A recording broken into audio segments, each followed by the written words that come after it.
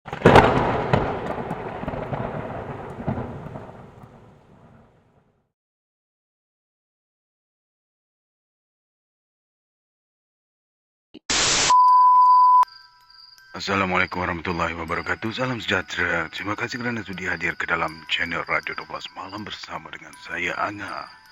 Baik, pada malam ini kita akan teruskan lagi dengan kisah himpunan kisah mistik.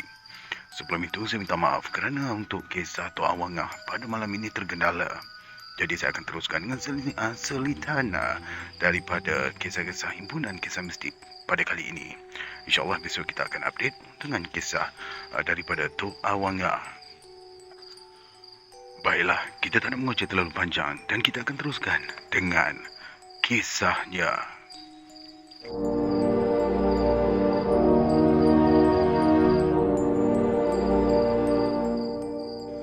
Dinding depan ofis tempat saya bekerja diperbuat daripada cermin gelap. Ia tidaklah hitam 100%.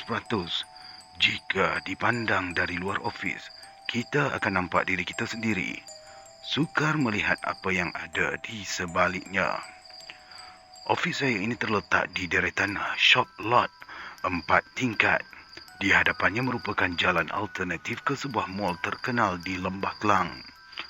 Ofis saya pula juga terletak berdekatan dengan stesen komuter, hentian teksi dan hentian bas. Saya dan beberapa orang kawan lain suka melepak di ruang reception ketika waktu rehat. Saya pelik bila ada orang yang memandang cermin gelap ofis untuk bercermin, kemudian tidak semena-mena dia lari. Mungkin mereka perasan ada orang di dalam ofis agaknya, kata saya di dalam hati. Orang pertama yang perasan ada orang lari bila melihat dinding cermin gelap bukanlah saya. Saya pun tahu setelah diberitahu oleh kawan-kawan yang lain. Sejak itu, kami kerap memerhatikan gelagat orang bercermin pada dinding ofis itu. Sebenarnya bukan sekali mereka yang bercermin itu tiba-tiba lari. Fikir saya, mungkin mereka takut ketinggalan komuter, teksi ataupun bas. Kalau mereka memandang dinding cermin ofis itu datang dari arah mall dan menghala ke arah stesen pengangkutan awam itu, mungkin mereka hendak cepat.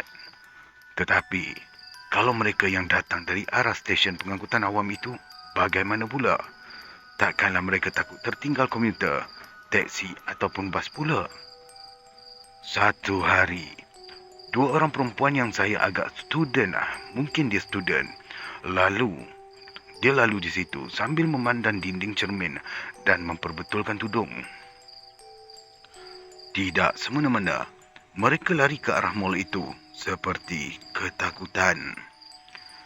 Esoknya, saya dan kawan-kawan lepak lagi di ruang reception. Sepanjang pemerhatian kami, ada 4 orang yang memandang ke arah dinding cermin ofis. Mereka pandang, terkejut dan tergesa-gesa pergi. Selepas itu, agak lama jugalah saya tidak melepak di ruangan reception. Lebih 2 bulan. Selepas 2 bulan, kejadian orang ramai yang lalu lalang di depan ofis dan tiba-tiba lari itu berulang kembali.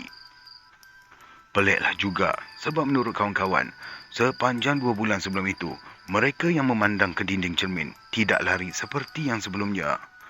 Suatu hari, sekitar pukul 1:30 petang, ada seorang wanita dan saya rasalah dia adalah warga Iran. Dia lalu dan memandang ke arah dinding cermin ofis kami. Tiba-tiba, dia menjerit dan terus rebah. Dia pengsan. Saya dan beberapa orang kawan lain yang perhatikan dari tadi terus meluru keluar. Kami pun telefon ambulans. Saya tak tahulah apa cerita dengan wanita itu selanjutnya kerana walaupun sudah sedar semasa ambulans sampai, dia tidak berkata apa-apa. Mungkin dia masih lagi dalam keadaan yang terkejut. Lagipun, tiada seorang pun daripada kami yang menemaninya ketika dia dibawa ke hospital. Kalau orang yang melintas dan bercermin pada dinding cermin ofis, itu perkara biasa. Kalau orang yang melintas dan bercermin itu tiba-tiba lari, itu pun perkara yang biasa. Tetapi, kalau yang memerhatikan cermin itu tiba-tiba pengsan, mungkin ada yang tidak kena. Mungkin ada sesuatu pada cermin itu. Suatu hari, ketika saya duduk bersama beberapa office mate di ruang reception, seorang perempuan Arab tiba-tiba menjerit setelah memandang dinding cermin office itu. Saya keluar dan bertanyakan kepada perempuan itu dan kawan-kawannya dalam bahasa Inggeris. Ma fahim tu. Kawan perempuan Arab itu menjawab dalam bahasa Arab. Ma fahim tu yang bermaksud, saya tak faham. Saya bukan pandai sangat berbahasa Arab. Setakat yang asas-asas, bolehlah. Saya cuba berbahasa Arab. Seorang lelaki, mungkin bapanya, terus memeluk saya. Dia terus berbahasa Arab menerangkan apa yang perempuan tadi ceritakan kepadanya. Daripada ceritanya, tahulah saya kenapa perempuan itu terjerit-jerit. Dia ada menyebut Abah dan Syar. Saya macam tak percaya. Bukan saja tak percaya, malah terkejut. Setelah beberapa ketika, mereka berlalu menuju ke arah mall yang juga menempatkan apartmen berkonsepkan studio. Kebanyakan penghuninya adalah warga Timur Tengah. Mungkinlah di situ tempat tinggalnya di Malaysia. Jadi, apakah makna Abah dan Syar itu? Dua perkataan itu lebih kurang bermaksud hantu dan rambut. Bukan semua perkataan Arab yang saya tahu, tapi perkataan Abah benar-benar mengejutkan saya. Ini bermakna perempuan Arab yang menjerit itu ternampak hantu yang berambut panjang. Semua staf terkejut bila saya ceritakan apa yang sekumpulan warga Arab tadi terangkan kepada saya.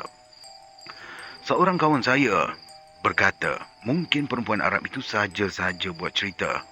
Sebab bila saya tanya pengawal keselamatan yang berbangsa Nepal yang bertugas malam, tak pernah sekalipun dia diganggu oleh hantu.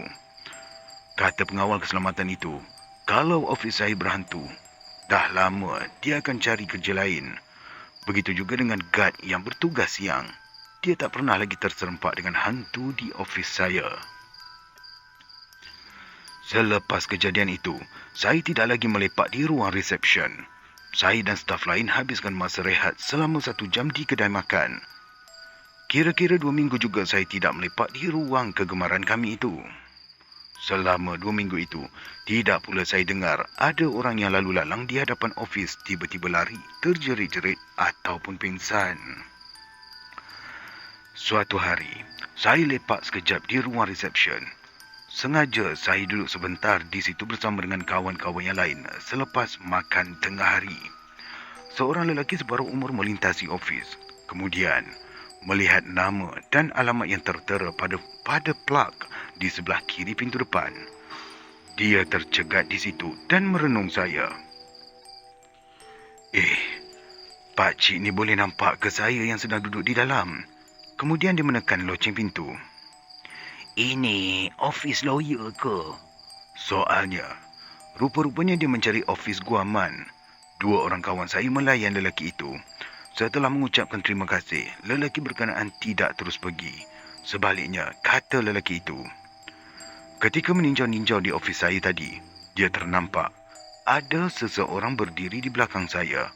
Orang itu berpakaian serba putih, wajahnya menakutkan, berambut panjang dan sedang memeluk saya. Darah saya berderau. Jangan main-mainlah bang, kata saya. Lelaki itu kata dia tidak berbohong dan dia serius. Mendengarkan kata-kata itu, kami semua terkedu. Masing-masing terpinga-pinga sambil memandang saya. Dalam keadaan saya dan yang lain terkejut, lelaki itu meminta diri. Padanlah. Saya tak dengar cerita mengenai orang yang tiba-tiba lari, terjerit-jerit ataupun pingsan setelah memandang dinding cermin ofis ketika saya dihantar bertugas selama 2 bulan di Pahang. Bila saya tanya kawan-kawan yang lain, Bila saya bertanya pada kawan-kawan yang lain, mereka sahkan memang tak ada kejadian demikian selama saya tak ada di ofis. Memang tak disangka, rupa-rupanya selama ini, sayalah penyebabnya. Staf ofis saya pun sebenarnya baru perasan tentang hal ini. Tetapi, mengapakah orang itu peluk saya? Dan yang paling utama, Mengapa dia memilih saya? Sampai sekarang saya masih lagi tidak tahu jawapannya. Dan saya juga sudah tidak berani melepak di ruang resepsioner itu lagi.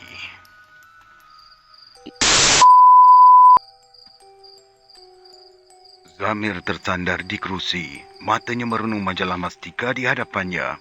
Tingkap yang dibiarkan terbuka menghadiahkan suasana malam yang sunyi sepi. Langit kelihatan berbalam-balam tanpa bintang sebutir pun. Mungkin ini kesannya jika hujan sepanjang hari. Zamir menghela nafas. Hatinya terusik apabila sebentar tadi dia membaca kisah seram yang dipaparkan.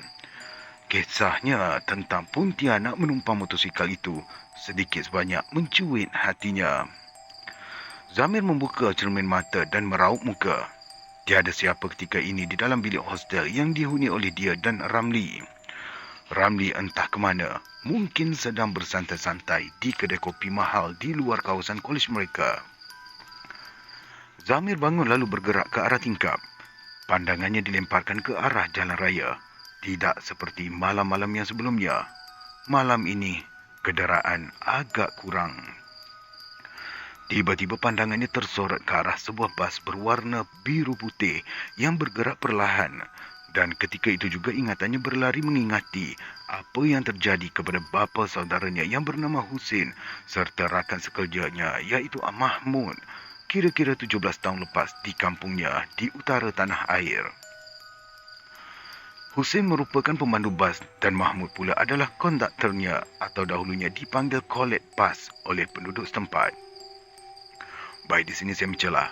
Bagi adik-adik yang mana yang tak tahu, dahulu kami naiki bas, dia ada seorang lagi yang akan cek tiket dan tiket tu kita akan serahkan pada dia dan dia akan ketik berlubang ikut time kita naik dan harga tiket tu.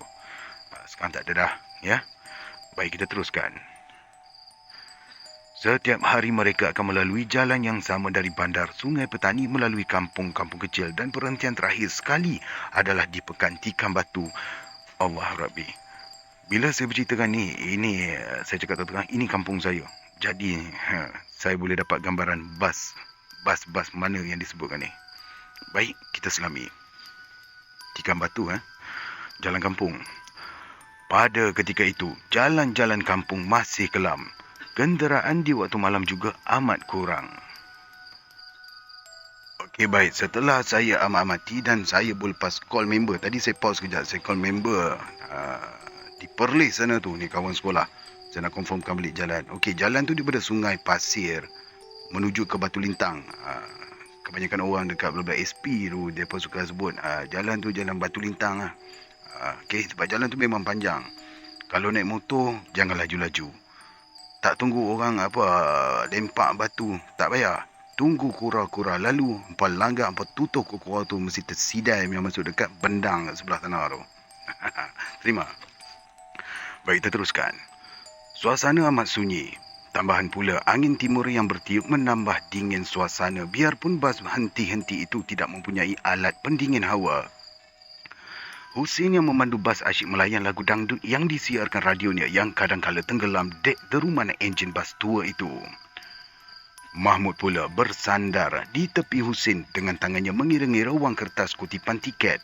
Sesekali hatinya terdetik juga rasa keheranan kerana malam ini langsung tidak ada penumpang. Namun rasa gusar itu ditepis dengan pantas. Hatinya ingin pulang segera memandangkan jam telah hampir pukul 10 malam dan ini adalah perjalanan terakhir mereka. Matanya melirik ke arah Husin yang mulutnya terkumat kamit mengikut lirik lagu yang entah betul entah tidak. Mahmud Mahmud pernah mendengar kabar angin yang ramai orang kampung takut untuk keluar malam disebabkan berhampiran dengan tikam batu telah dibuka sebuah kilang keranda. Baik, saya pun tak pasti kilang keranda ni kat mana masa zaman remaja dulu. Saya tak... okey. Memang tak ada motif pun saya nak cari kilang keranda kan. Baik. Kononnya sejak kilang keranda itu dibuka, ramai yang terserempak dengan makhluk menyeramkan. Cerita pasal keranda ni baru saya teringat. Ada satu jalan yang potong nak pergi ke Pantai Merdeka tu. Di situ pernah ada kisah katanya jumpa keranda terbang. Yes. Baru saya teringat. Baik, saya ulang balik ya. Kononnya sejak kilang keranda itu dibuka, ramai yang terserempak dengan makhluk yang menyeramkan.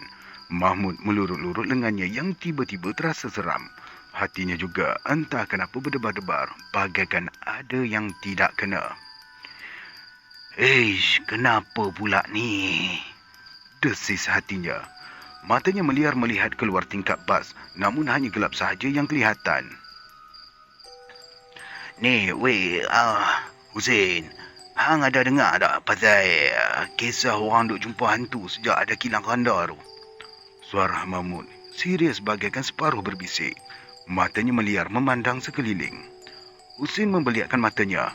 Tiba-tiba, ketawanya pecah sementara tangannya mengawal steering bas yang sebesar talam itu. Hang ni lah, duk percaya sangat dengan cerita orang. Mengarut lah. Kita ni duk bawa bas dah nak masuk 20 tahun dah. Tak pernah duk nampak apa pun. Buat tu lah. Hussein membalas sedikit angkuh. Mahmud hanya diam. Tangannya menggaru-garu kepalanya yang tidak gatal. Hasratnya ingin bertanya terus terbantut dek jawapan rakannya itu. Sebaik saja mereka memasuki kampung Bukit Kecil, Hussein memperlahankan bas. Ada seorang perempuan melambai-lambai menahan bas. Berkeriut bunyi brek ketika Hussein memberhentikan bas itu. Perempuan berbaju kurung warna kuning air berambut panjang separas lengan. Rambut panjangnya tidak pula diikat dan dibiarkan sahaja ditiup angin. Dia menaiki bas tanpa memandang ke arah Hussein dan Mahmud. Kedua-dua mereka berpandangan melihat perempuan itu yang berjalan terus menuju ke tempat duduk yang paling belakang. Kemudian membuka tingkap sehingga habis. Hang pergi tanya dia nak turun mana tu? Hussein memberi arahan dan seraya itu bas bergerak. Mahmud akur lalu menuju ke arah perempuan itu yang memandang keluar. Pandangannya kosong. Angin yang menerobos masuk mengelus kasar rambutnya hingga menutupi muka. Jari jemarinya yang runcing pula memegang kerusi depan dengan kemas. Seingat Mahmud, dia tidak pernah pula ternampak dengan perempuan ini. Tambang, cik. Nak pergi mana, ayah? Mahmud menegur, tetapi perempuan itu bagaikan tiada reaksi. Pandangannya tetap memandang keluar. Ni, nak turun kat mana ni, cik? Mahmud mencuba lagi, namun tetap tidak diendahkan. Hatinya mulai geram. Dia berpaling dan terus menuju ke hadapan. Kakinya dihentak kasar dengan rengusan yang tidak puas hati. Sekali dia menoleh ke arah perempuan itu, namun tetap sama. Perempuan berusia lingkungan 30-an itu tetap duduk kaku bagaikan patung. Gila kot. Aku duk tanya tambang pun dia tak mau bagi. Aku duk tanya lagi nak turun mana pun dia tak mau jawab.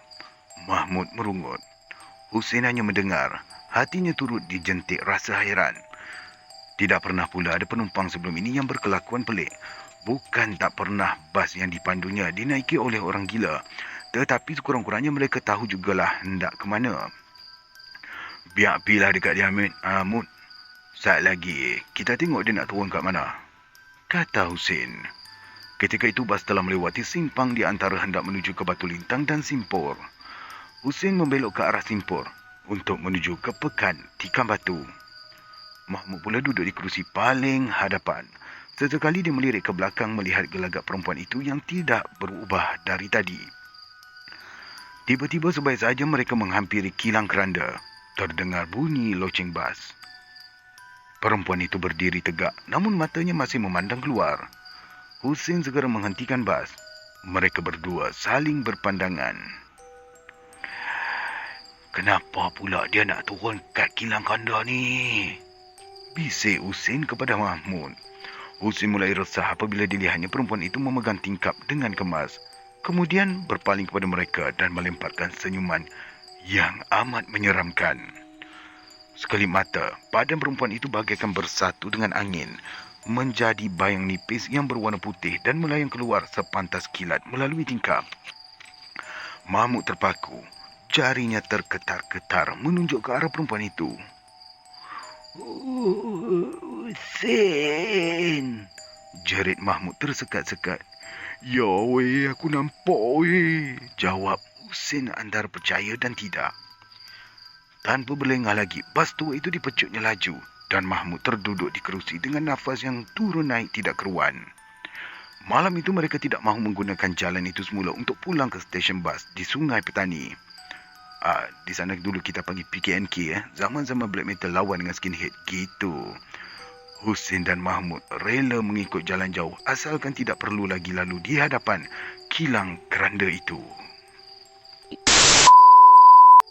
Mungkin anda pernah mendengar kisah berkaitan sesuatu objek bergerak atau berbunyi sendiri, bukan? Atau itu mungkin juga pengalaman anda sendiri. Itulah kisah yang terjadi. Baru-baru ini, saya, ayah dan 3 orang abang melawat rumah yang satu ketika dahulu didiami oleh nenek saudara kami yang biasa disapa oleh Nek Embun. Rumah tersebut terbiar tanpa jagaan hampir 3 tahun setelah Nek Embun tidak lagi tinggal di situ. Di luar semak samun, di dalamnya pula habuk sana sini. Saya berlima membersihkan ala kadar sahaja bahagian luar rumah. Sekadar menebas lalang dan memotong rumput sahaja. Ayah kata, minggu depan kami akan datang lagi untuk membersihkan kawasan laman yang tidak habis kami bersihkan. Ketika membersihkan kawasan luar rumah, saya melihat ayah terdiam. Dia seolah-olah memasang telinga mendengar sesuatu dari arah dalam rumah.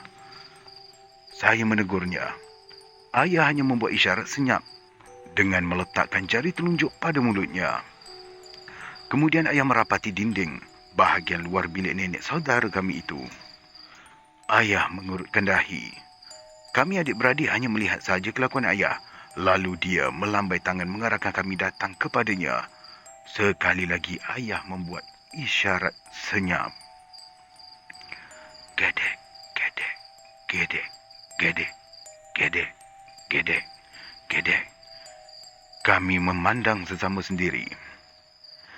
Bunyi mesin jahit.